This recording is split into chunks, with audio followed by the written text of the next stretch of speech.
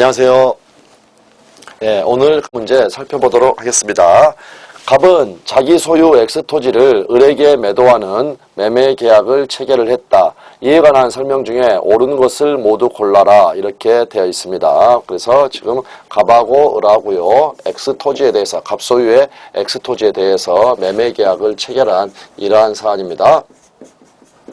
자, 먼저 기억부터 보시면 X토지는 토지거래 허가구역 내에 있는 토지인데 갑과 을은 매도인 갑은 을로부터 매매대금을 먼저 지급받은 후에 을에게 X토지의 소유권 이전 등기를 맞춰준다라고 약정을 했다. 그래서 대금 지급에 대해서 지금 선이행을 하였습니다. 선이행 약정을 하였습니다. 이 경우 아직 토지거래 허가 받기 전이다. 토지거래를 받기 전이다란 말은 허가를 받기 전에는 어떻습니까? 유동적 무효죠. 그래서 무효. 그렇기 때문에 이 거래 계약에 따른 어떠한 권리 의무도 발생하지 않습니다. 그렇기 때문에 채무 불이행이라는 게 있을 수가 없죠. 그러므로 을이 매매대금의 지급을 지체하더라도 갑은 을의 매매대금 지급 의무에 이 의무 자체가 없다라는 겁니다. 그러므로 의무의 이행 자체를 이유로 위 매매계약을 해지할 수가 없다 하면은 맞는 부분이 되겠습니다.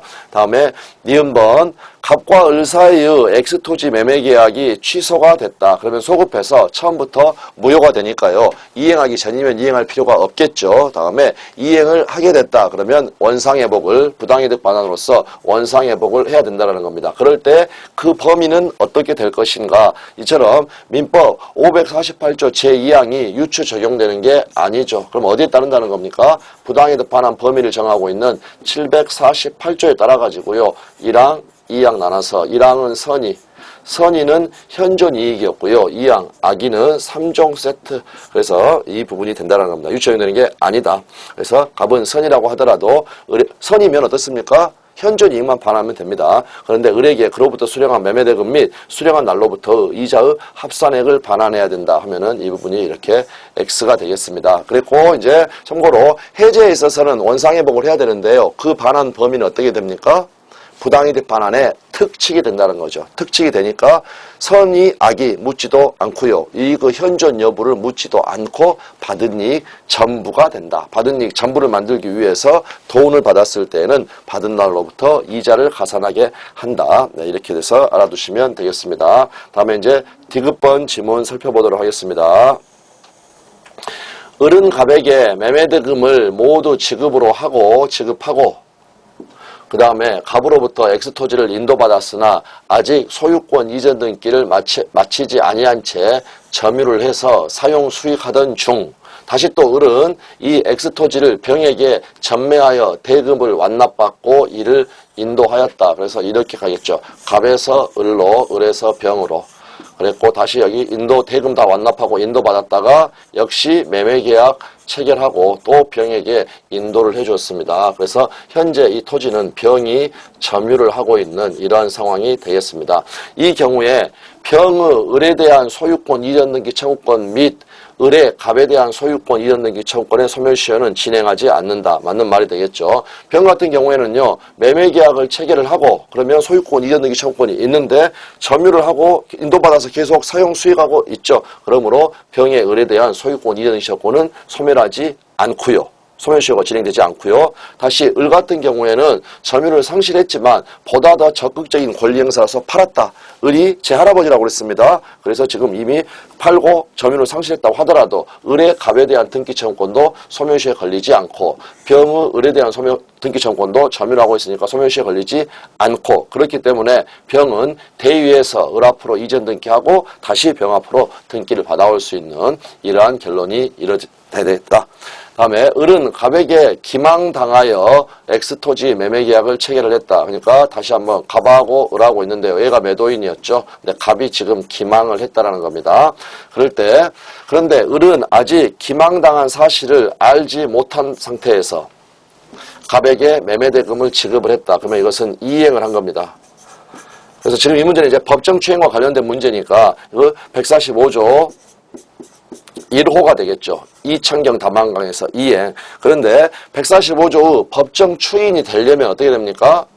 전조후 규정에 의해서 추인할 수 있는 후에 이렇게 되어 있죠. 그러니까 법정 추인도 취소 원인이 소멸해야 된다는 겁니다. 근데 기망당한 사실을 알지 못했다 이랬으니까 아직 법정 추인의 요건이 갖춰지지 않았죠. 그런데 법정 추인에 의하여 갑과 을의 엑스토지 매매 계약은 확정적으로 유효하게 된다 이랬으니까 X가 되겠습니다. 그래서 지금 이제 기억 디귿이 맞는 부분이었고요. 미음번 보시면 갑과 을의 엑스토지 매매 계약이 체결된 후에 을은 병에게 엑스토지를 전매하는 계약을 체결을 했다. 그리고 갑을병 3인은 갑으로부터 을에게로 소유권 이전 등기의 과정을 생략하고 이게 바로 중간 생략이죠. 갑이 병에게 직접 엑스토지의 소유권 이전 등기를 하기로 합의를 했다. 그래서 여기에서는 지금 3인이 갑을병 3인이 합의를 했으니까 전원합의가 있습니다. 그럴 때 을의 갑에 대한 소유권 이전 등기 청구권은 과연 소멸할 것인가 그랬을 때 우리가 여러 번 봤던 그러한 그림이 되겠죠. 그래서 지금 이 경우에 있어서 조금 더 빼볼까요? 네. 자, 갑에서 을로 다시 을에서 병으로 이렇게 매매계약이 매매 그 다음에 전매했고요. 그 다음에 3인이 중간생략 등기를 하기로 전원 합의를 했습니다. 전원 합의를 했으면 병은 갑에게 직접 소유권 이전 등기 청구권을 행사할 수가 있는데 이 합의라는 것 자체가 우리 판례는 큰 의미를 부여하지 않는다는 겁니다. 이행은 편의 정도에 불과하다는 거죠. 그러므로 이 합의는 어떻습니까? 이 매매계약에 영향을 미치지 못한다. 그러므로 갑과 을의 매매계약에 따르는 갑의 권리, 각각의 이 권리 의무들 이러한 것들이 소멸하는 게 아니라고 그랬죠. 그리고 또 갑의 권리 행사가 제한되는 것도 아니다. 제한되는 것도 아니다. 예, 그래서 그 부분 이렇게 생각을 해주시면 되겠습니다. 그러므로 소멸하지 않는다 했으니까 이건 맞는 부분이 되겠습니다. 그랬고 B번 X토지는 A 종중의 소유였다. A 종중은 갑과 유효한 명의신탁 약정에 의하여 갑을 X토지의 소유자로 등기해 두었는데 갑이 을에게 X토지를 매도하고 소유권 이전 등기를 마쳐주었다. 그러니까 지금 이렇게 갑하고 을하고요 매매계약하고 등기까지 옮겨갔는데 사실은 갑이 누구라는 겁니까? 수탁자라는 거죠. 수탁자.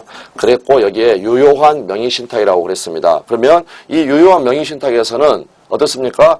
대내 관계, A와 갑과의 관계, 이 관계에 있어서는 A가 소유자지만 대외 관계에서는 이 부분에 의해서 갑을 엑스토지 소유자로 등기해 줬으니까 수탁자가 소유자다. 그러니까 을 같은 경우에는 선악을 불문하고 소유권을 취득하게 된다라는 거죠. 소유권을 취득한다. 그래서 이제 이 경우를 보시면 을은 위 명의신탁 약정 사실을 알고 있었다. 악이라고 하더라도 어떻다는 겁니까? 소유권 취득하고 있는 거죠. 그래서 알고 있었지만 처분권한이 자신에게 있다는 갑의 말을 믿고 갑과 계약을 체결했다. 이 경우에 을은 X토지의 소유권을 취득할 수 없다 하면은 잘못된 거죠. 선이 악의를 불문하고 소유권을 취득한다. 즉 대외적인 관계에 있어서는 갑이 소유자입니다. 갑이 소유자, 수탁자. 그러니까 매매계약 유효하고 그 다음에 어떻다는 겁니까? 등기로 줬고 얘가 대외적인 소유자니까 처분권도 있고 그래서 이 부분은 잘못됐죠. 그래서 정답은 기역, 디귿, 미음, 기역, 디귿, 미음 네, 이렇게 3번이 되겠습니다.